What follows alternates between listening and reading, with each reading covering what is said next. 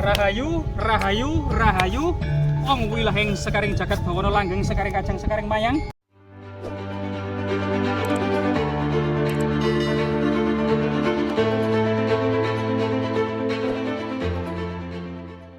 Pemirsa, kali ini kita berada di sebuah bukit kecil yang penuh dengan artefak, ekofak, dan fitur. Diduga cerita tutur yang berkembang di tengah masyarakat sebagai sebuah gudang pusaka era kerajaan Majapahit. Bahkan konon katanya pedang naga puspa pun berada di lokasi ini dan menancap di atas batu. Coba kita lihat dan kita telusuri. Jadi jalannya itu menaiki ya, dan di sini ada kebun seledri ya, dan kita harus naik menuju sebuah puncak bukit. Lemah Dhuwur kan? Nah, ini ada yang menyebutnya Mbah Lemah Dhuwur karena tinggi, ada juga yang menyebut yang lainnya ya. Dan memang diduga ada jejak-jejak peninggalan kuno, artefak-artefak yang sangat penting berada di lokasi ini. Namun sampai saat ini belum dilakukan registrasi oleh pihak terkait. Bahkan ada foto-foto lama di Leiden University, ada orang-orang yang Belanda yang berfoto di sini. Nah, ini.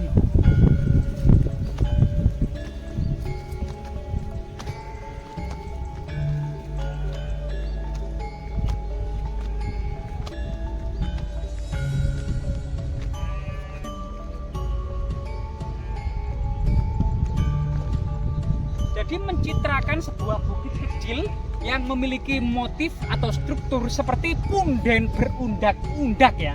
Nah, seperti piramida. Mungkinkah di dalamnya ada piramida? Lah ini.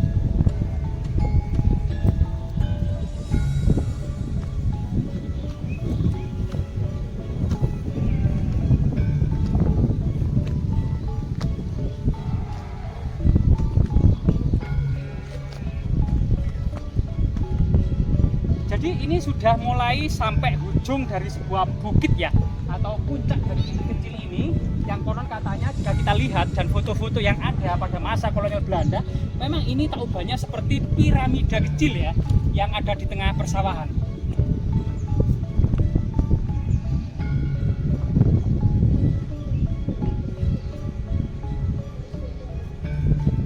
Jadi tidak hanya kemudian cerita tentang keberadaan pusaka pada masa kerajaan Majapahit, seperangkat gamelan, termasuk kemudian diduga siapa saja yang memotong pohon di lokasi ini besoknya langsung meninggal. Jadi ini banyak cerita-cerita ya, folklore, legenda, cerita mistis, bahkan mungkin kisah-kisah misteri yang ada di bukit ini. Sampai saat ini kita belum menemukan jejak-jejak artefak yang sangat penting selain kemudian struktur yang menyerupai piramid. Coba kita lihat batu besar yang ada di belakang kita.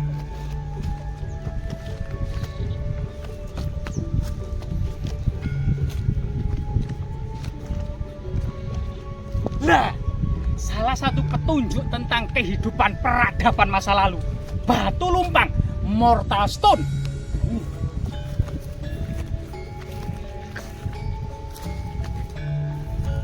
Rahayu, rahayu, rahayu. Ong wilahing sekaring jagat bawana langgeng sekaring kajang sekaring mayang. Mbah putunipun sowan, Mbah. Nah, di sini ada semacam jejak-jejak lumpang, namun lubangnya kecil. Diduga ini kemungkinan lumpang memiliki makna magis dan sakral ya. Diduga mungkin ada pada masa kuno seorang pendeta Makudur itu menyembelih ayam di atas batu kalumpang, memecah telur sebagai tanda ketetapan final ya, sudah tidak bisa diganggu gugat. Kemudian seorang Makudur tersebut setelah memecah telur, menyembelih ayam, menghadap ke utara, ke selatan, ke timur, membacakan mantra dan doa-doa serta dewa-dewa ya, termasuk Kali, Agasti dan lain sebagainya.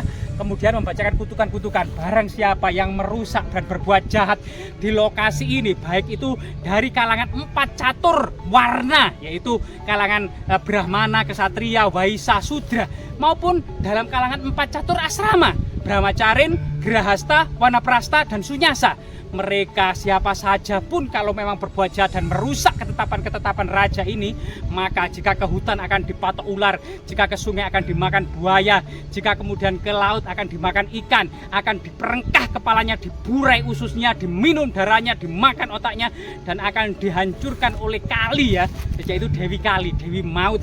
Dan ini sesuatu yang sangat luar biasa sekali. Ini adalah jejak-jejak magis dan sakral. Coba kita lihat ke arah sana. Kemungkinan ada jejak yang lebih magis dan sakral lagi.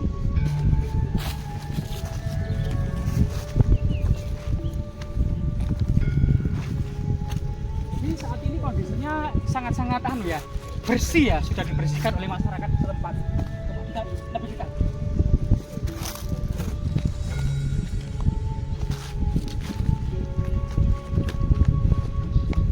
Ternyata ada semacam struktur batu alam ya, circle stone atau batu temu gelang. Jadi circle stone ini menandakan sebuah jejak-jejak peradaban kabuyutan, peradaban neolitik megalitik masyarakat prasejarah. Dan di tengah-tengah tepat itu ada batu yang sangat besar menyerupai palus atau penis raksasa ya, sebagai lambang kesuburan, termasuk pemujaan dan tempat bersemayamnya arwah-arwah leluhur pada masa lalu. Coba kita lihat ya, rahayu, rahayu, rahayu.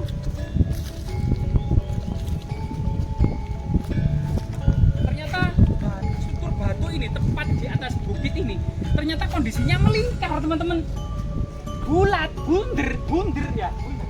Nah ini jadi yang paling magis dan paling sakral tersebut.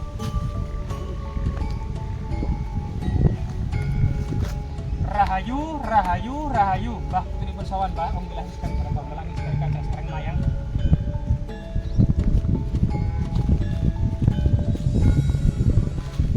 Jadi selain kita kemudian melakukan ritual, kita juga melakukan edukasi, publikasi, dokumentasi, dan menguak berbagai macam cerita sejarah, cerita mistis di balik keberadaan sejarah peradaban leluhur kita. Rahayu, rahayu, rahayu. Nah, di belakang batu besar ini masih ada persajian ya. Coba lihat teman-teman lebih dekat di sini. Nah, ini ada takiran.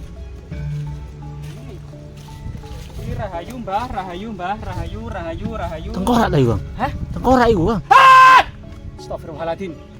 Jadi Tengkorak tadi. ada semacam kendi kecil gitu ya. Ada semacam kayak tulang tengkorak ya. Memang mirip tengkorak, dan di sini saya tadi maaf ya, sangat terkejut tadi. Ya. Dan memang kondisinya sangat magis dan sangat mistis ya. Mungkin aja juga ada semacam temuan tengkorak di lokasi ini. Coba kita menjauh saja karena memang kondisinya sangat magis dan sangat dan di sini memang auranya itu sangat Namun sampai saat ini digunakan masyarakat sebagai situs religi.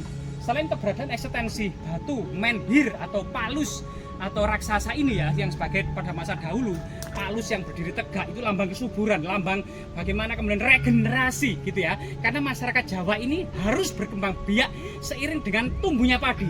Semakin banyak masyarakat, harus kemudian semakin banyak lahan pertanian yang dibuka. Semakin banyak lahan pertanian yang dibuka, maka harus banyak manusia yang diberi makan. Sehingga masyarakat Jawa ini tumbuh dan berkembang seiring dengan tanaman padi. Di samping ini ya, selain banyak sekali arca-arca dan kondisi-kondisi magis, nah di sini juga yang diduga oleh sebagian besar masyarakat, inilah yang dinamakan dengan gudang pusaka Ira Kerajaan Majapahit ya. Nah, di sini. Nah, di sini ada sebuah struktur batu alam yang menyerupai sebuah kamar ya. Kondisinya kotak, ada 3 buah pohon sembujo ya, pohon sembujo raksasa juga ada di sana sebagai tanda bahwasanya memang lokasi ini di masa lalu sebagai situs magis dan sakral jejak masa lalu ya. Memang ini berada di lereng Gunung Welirang, namun saat ini memang kabut yang menyelimuti langit sehingga terkesan memang suasananya semakin mistis ya. Dan jika kita lihat ke arah sini,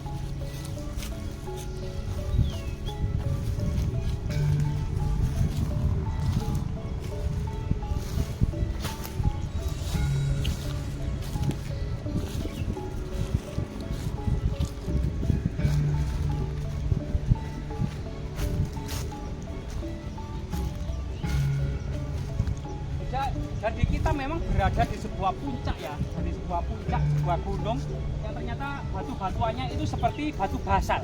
Jadi semacam magma beku atau magma yang mengalami pembekuan di masa purba, sehingga kalau bentuknya ini batunya basal, warnanya juga merah dan pateng berinjot gitu ya, pateng berinjot seperti ini. Nah, mirip dengan sisi-sisi ular naga raksasa yang bertapa membatu. Dan lokasi ini memang sampai saat ini masih digunakan sebagian masyarakat sebagai situs religi. Terutama ketika ada kesenian bandengan, sebagian anak-anak aktivis bandengan itu datang ke sini melakukan semacam izin dulu gitu ya, izin termasuk sowan, termasuk menghormati sang bau rekso atau pemunden dari desa ini.